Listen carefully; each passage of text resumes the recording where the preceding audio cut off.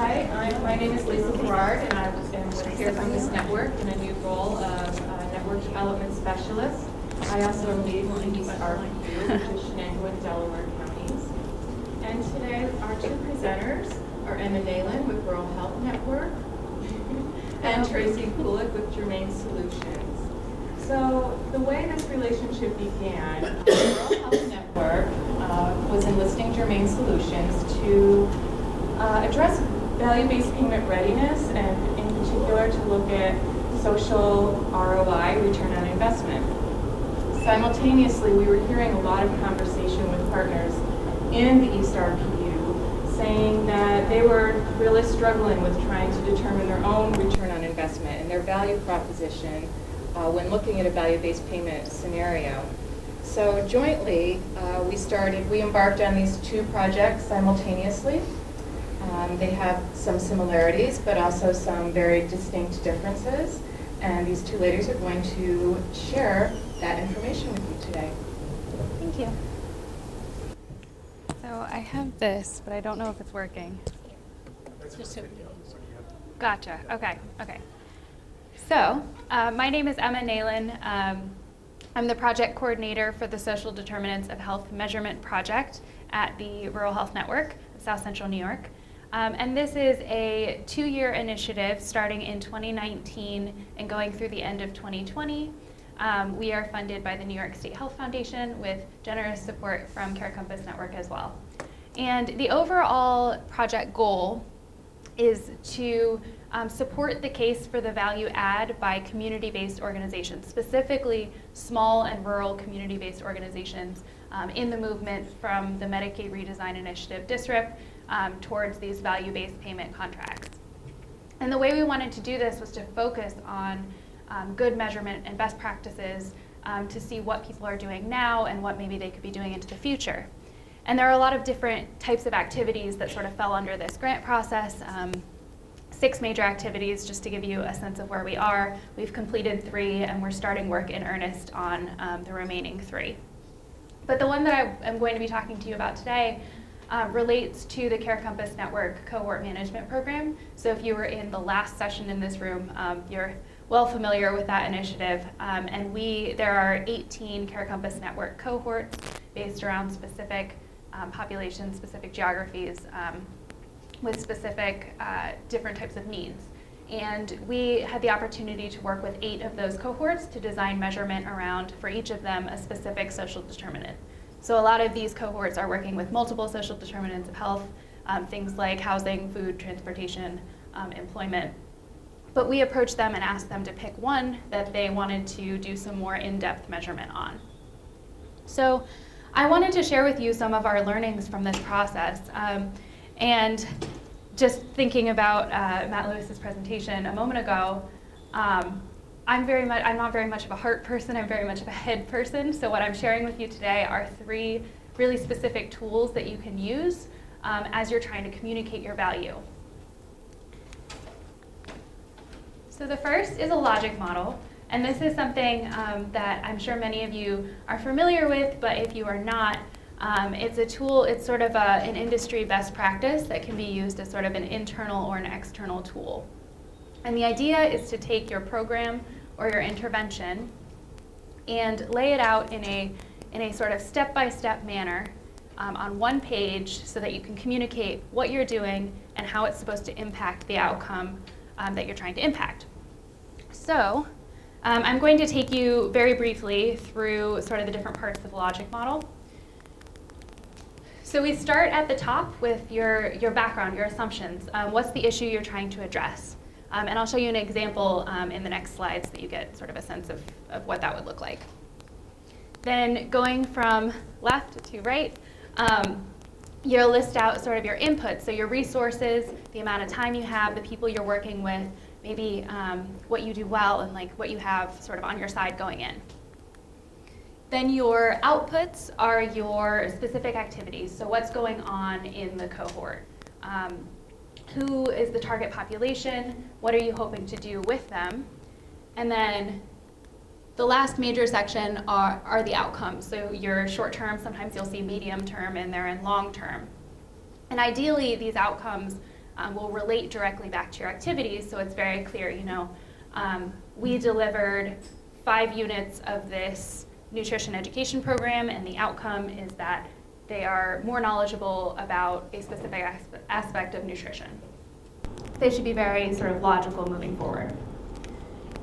And then finally, the basis of your program is really your data collection and your measurement, your evaluation, proving that the things you did brought you to the outcome that you were hoping to affect. So I wanted to give you an example of what this looks like. So I'm using the community health worker intervention associated with the Lourdes Primary Care 303 Main Street.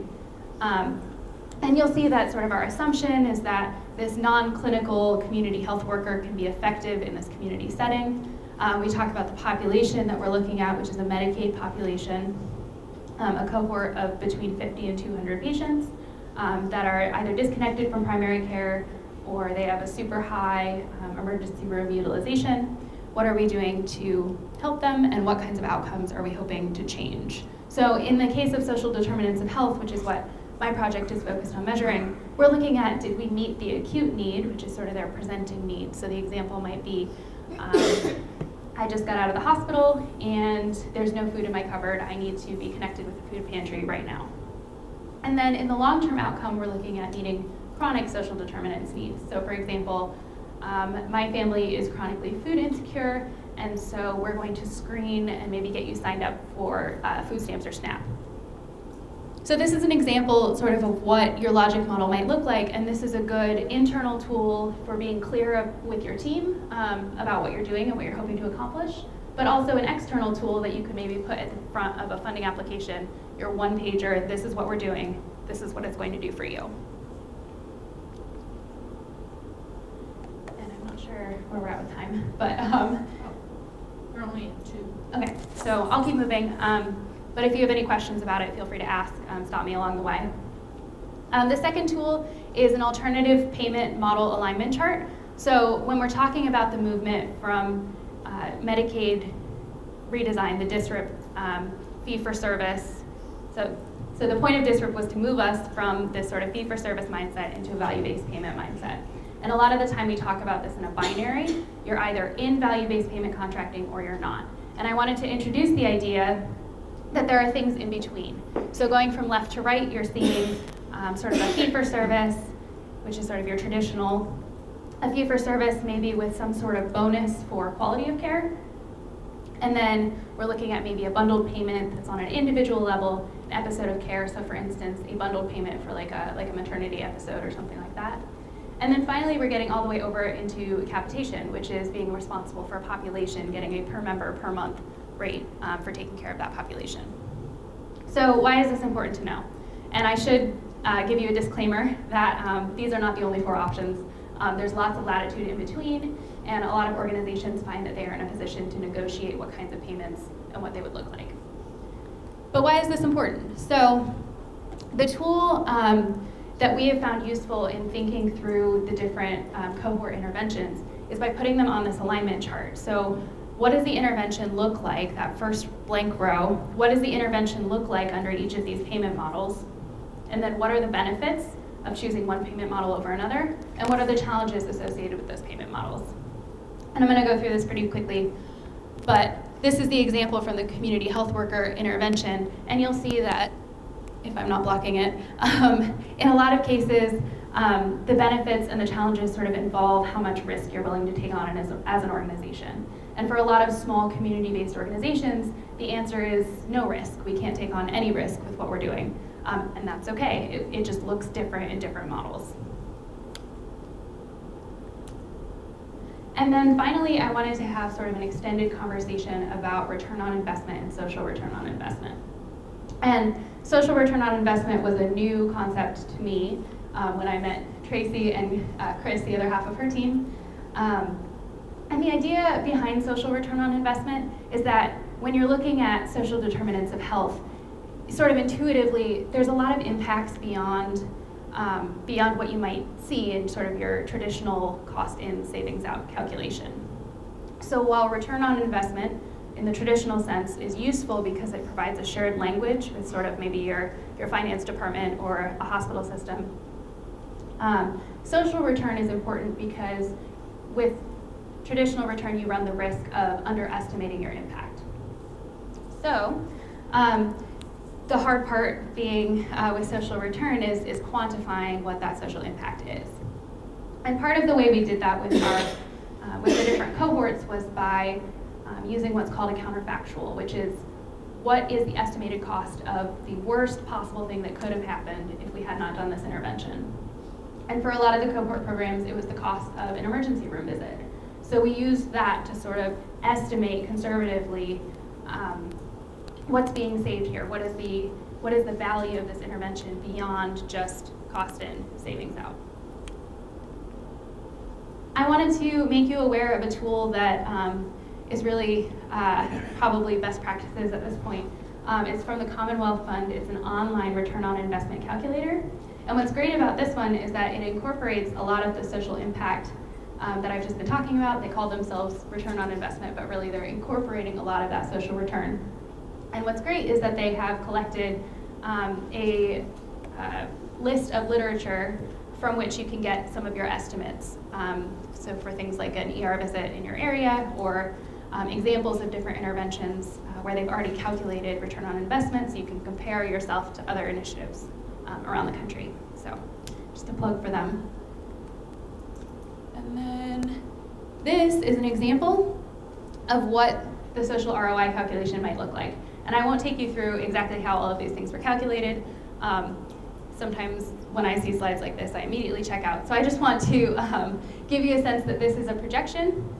What you're looking at is a projection of a return after 5 years of an initial 12-month investment of $100,000. And what you'll see is that in the first year after the intervention, all the way over on the right, you're getting a 1 to 3 return, which is really good. But if you're willing to project out and consider how your impact might continue even after the intervention is over, you might get yourself to a 1 to 10 ratio, which is a really compelling story about what your organization and what your program has done moving into the future. So those are the tools that I wanted to share that have come out of our research. I am definitely available to offer more details on how these things are calculated if you're interested, but I definitely wanted to turn it over to Tracy, who is going to cover a lot more of the qualitative side. Hello. First of all, I want to recognize a few people in the audience. There are cohort members here. Casa Trinity, please stand. Mothers and babies, please stand.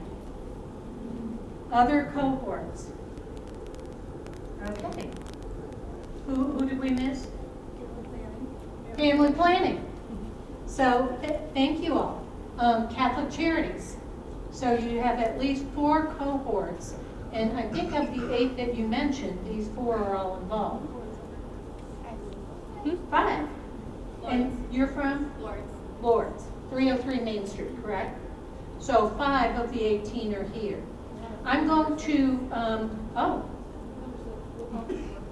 great. So 6 of the 18 are here. That's great showing. I'm going to go to the other end where Emma had talked about the cohorts, which is probably the most sophisticated example of an intervention in population health and a Medicaid redesign to do with social determinants. We had a parallel project with Lisa Berard already introduced, and she was our patron of it, and Amira Afifi was involved with Lisa on many of these visits that I did with the Eastern Regional Performing Unit. I cannot say that easily without having to think through each word. Delaware and Chenango counties, in short.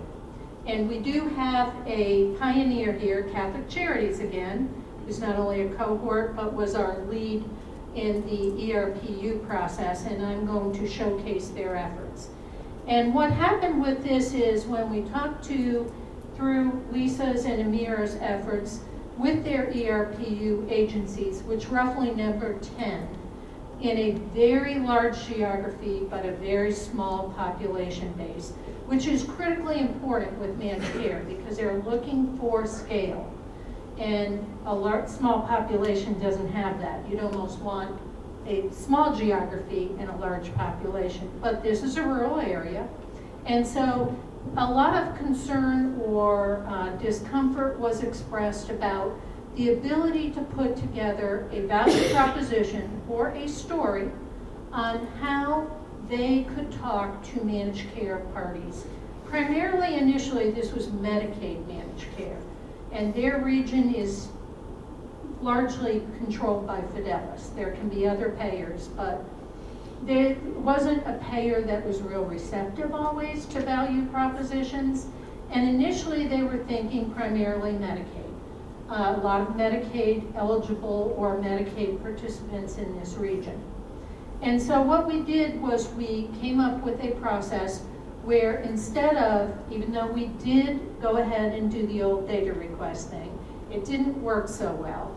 We asked to just visit them and say, for a half day, tell us your story. Tell us what's going on with you, and make it specific to, very much along the lines of storytelling. Who are you as an agency? What is your history? What is your locations that you cover? What is your mission? Very critically important. What is your passion? And then we wanted them to tell us their story. What do you offer? What are your programs? What are your services? And then what is your value? Now, interestingly enough, from a storytelling process, they could all do this, no problem.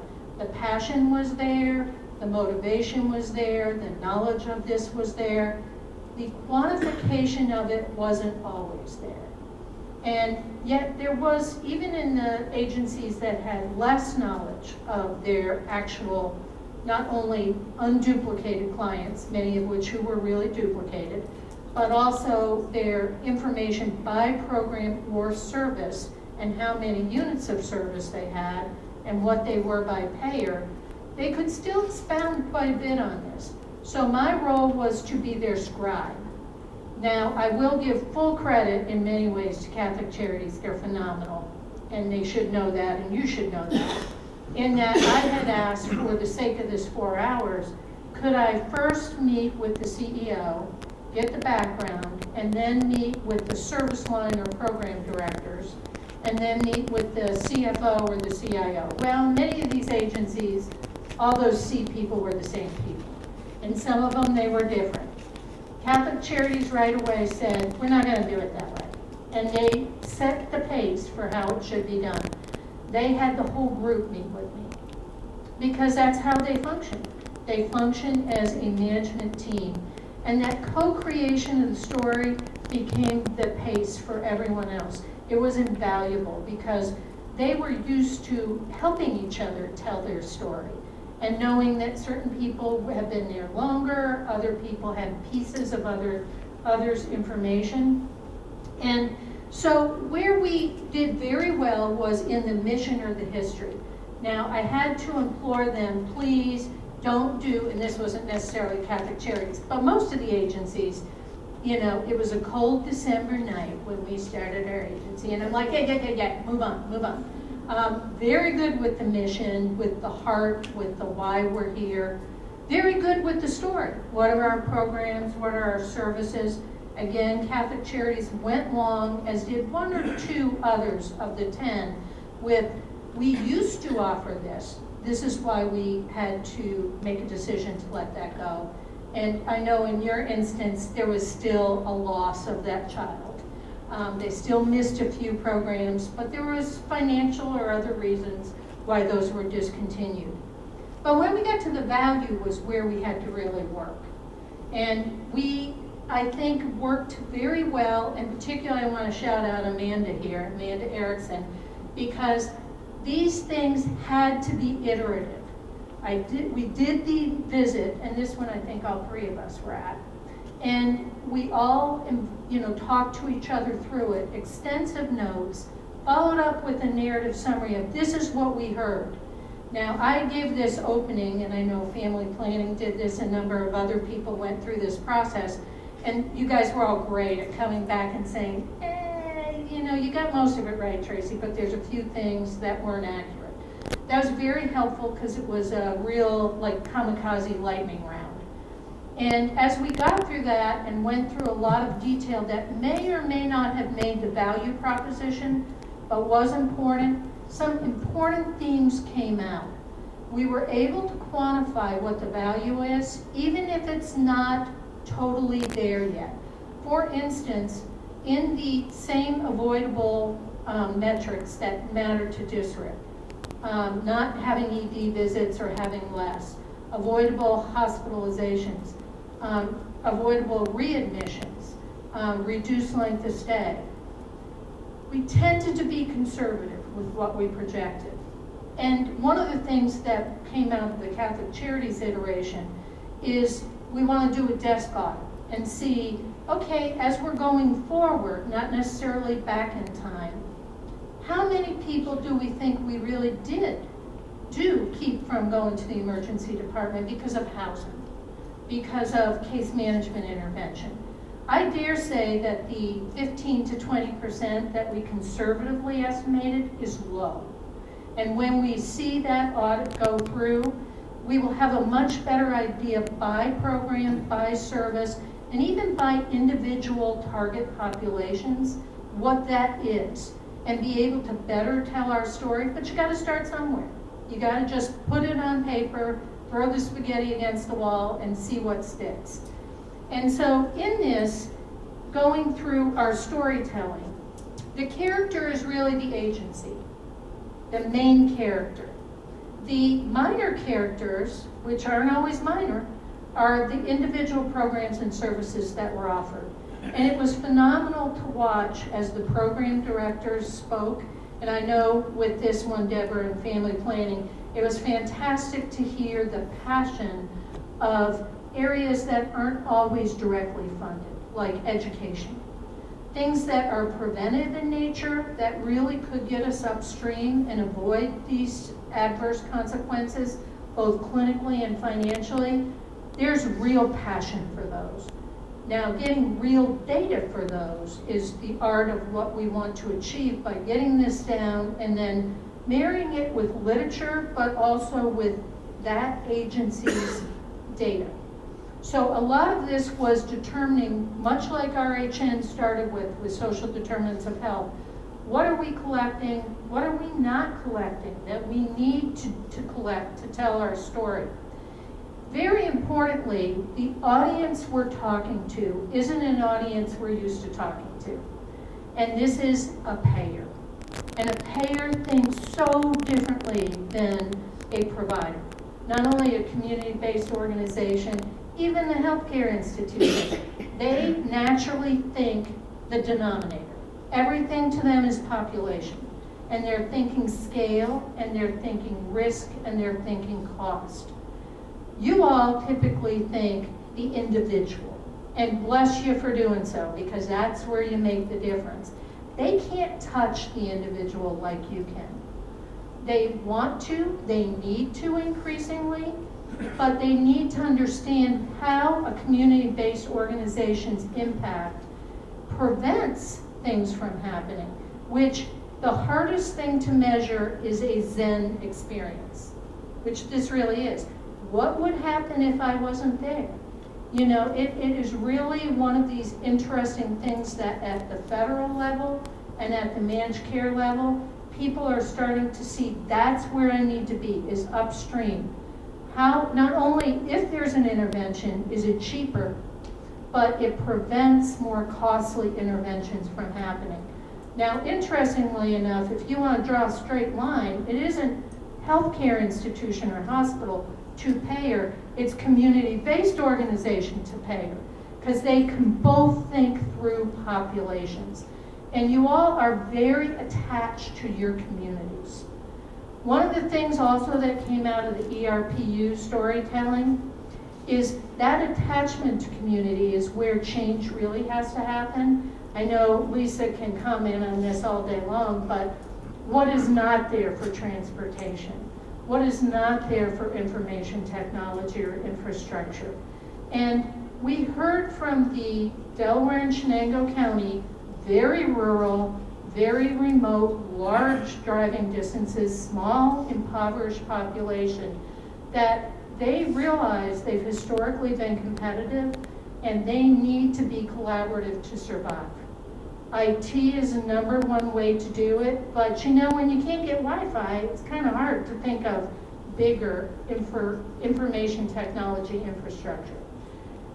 So what we have here is a story in which the agency was featured, the programs and services spoke as important characters, but supporting the main character of the agency. The audience as a payer is a loop we still have to close, but we, again, started with Medicaid, and in some instances, Medicaid right up to the state level, the big O's, directly funding people, moved to some people doing Medicaid fee-for-service or managed care, and then we moved actually to some Medicare because of the more elderly communities, and to some dual eligibles. Now, I'll just close with, checking my time, okay, I've got time. With my dual eligibles, one of the issues that became very obvious, we knew going in, was a barrier is scale. Payers typically think a basic minimum is 100,000 covered lives. Well, that would take all of the population of Delaware and Chenango County, babies, older people, cats, dogs, everybody. And so that just isn't going to happen. And so one of the things that is appealing is dual eligibles. People who have Medicaid and Medicare. It's a rapidly aging population, but it has a high percentage of generational disability. So a lot of people on Medicaid. This is the highest cost, but one of the smallest populations typically for a managed care payer. They're very interested in controlling that cost. So this is one that we really think could be an initial pilot and move us to be able, as Emma talked about, to start with taking risk.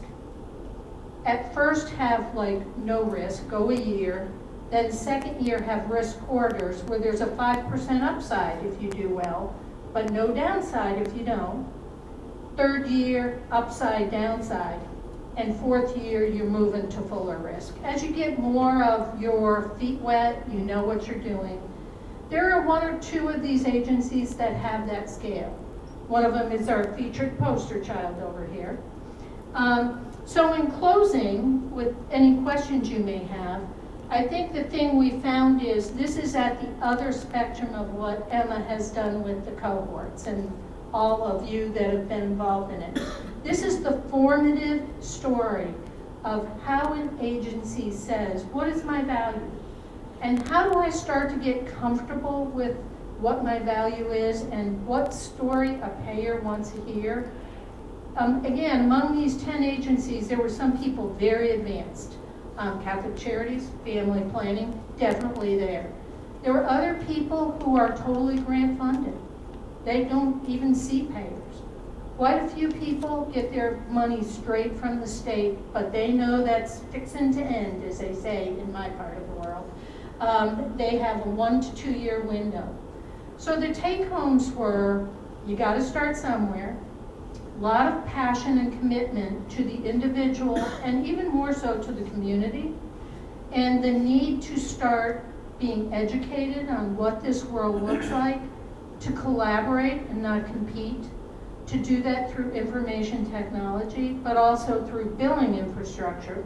Many people don't have billing infrastructure to do fee-for-service or definitely managed care. Few people did. And then lastly, to start that evolution of, as you've told your story, how do you iterate that? And you guys did a beautiful job of coming back and saying, we're getting closer, Tracy, but this isn't quite right yet. And really working on how you crisply tell your story. One last comment on all of you. Probably the most process challenge part of this was I had initially told Lisa, and she laughed, that this would take 2 months from start to finish. And we launched ambitiously with this schedule. And that iteration took us 4 months. There was just a lot of necessary iteration. But many of the agencies, when I said I want to get this down from prose to poetry, and ideally from poetry to a haiku poem, like 1 page, and they all said, I want to tell the great American novel about my agency. I want it to be 20 pages. And we negotiated back and forth. Most of them got down to 2 pages. But that's the opening salvo with a payer. I think that first 2 pages or that poem then goes into a short novel, short. I know you all want it to be long, but short. And that payer says, I'm interested, tell me more. So Lisa, any closing comments, or Amir? Thank you, Tracy. Does anyone have any questions for our presenters at this point? Or for any of the participating organizations that are present in the room? Sharon? Yeah, Tracy, question, when you were speaking about, I think you were referencing like how you assess that, whether it's the return, the ROI, and you were referencing, some of it is, for example, you take 20%, of what you've been able to avoid.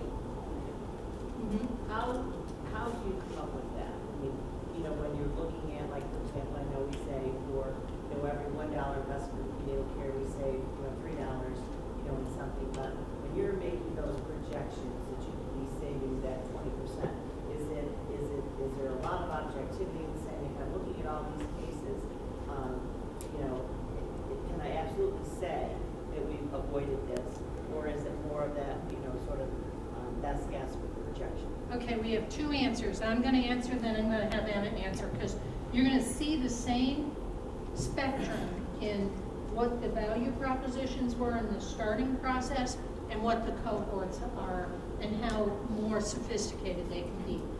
For the value propositions, it was, unless it was, and there were 2 community action agencies who could tell me, and you come very close, Sharon, we know what our impact is. We have that information.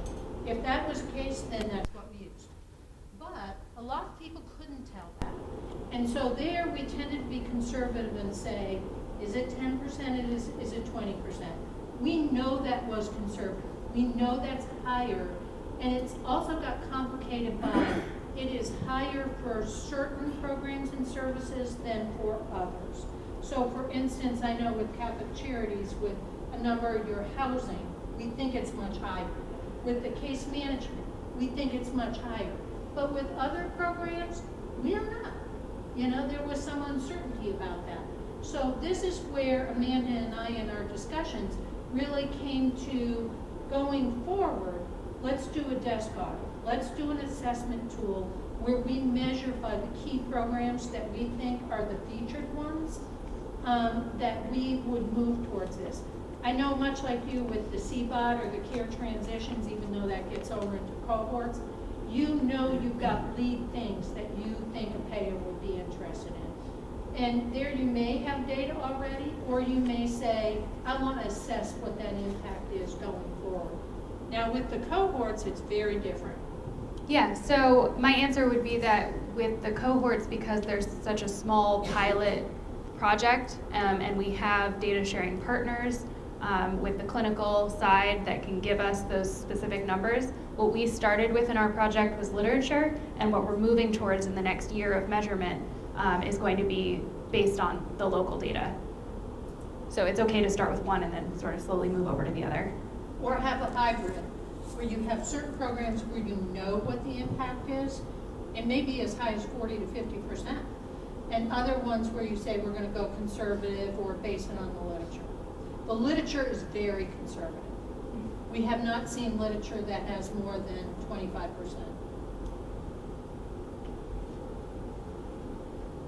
Lisa.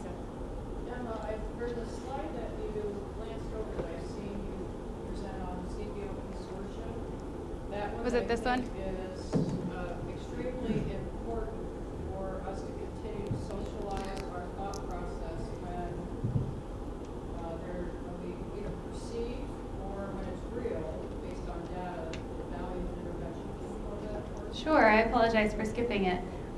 So I wanted to talk about the idea of data-driven decision-making, and data-driven is kind of a buzzword that we use to sort of add credibility to what we're doing. And I wanted to be clear about what that really looks like in practice. So this slide is a table showing you the cost and one specific outcome for different levels of an intervention. So you're starting with someone who may be in the cohort, for example, someone who maybe declined the cohort, so we didn't even screen them. And the amount of change that you're seeing is change that would have happened naturally without any intervention from us. There's also the option for we assessed them, but maybe they declined the intervention.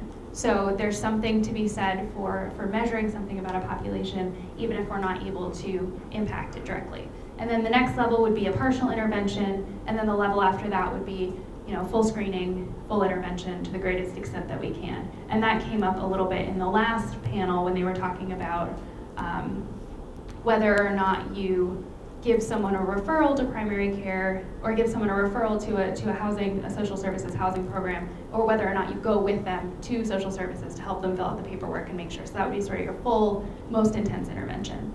And the reason I circled those last two columns over on the right is because that's sort of where your decision making happens as a leader. So you're looking at, in this case, just a 10% improvement in the reduction in ED visits for this moving from partial to full intervention. But as you can see in the bottom row, it costs twice as much. So part of what you're trying to decide here is, what do you need to do as an organization to both stay true to mission, but also distribute your resources and be a good steward of the money that you have. So that's sort of what we talk about when we're talking about data-driven decision-making. I wanted to give you an example of what that looks like in practice. So I apologize for skipping it. Any other questions?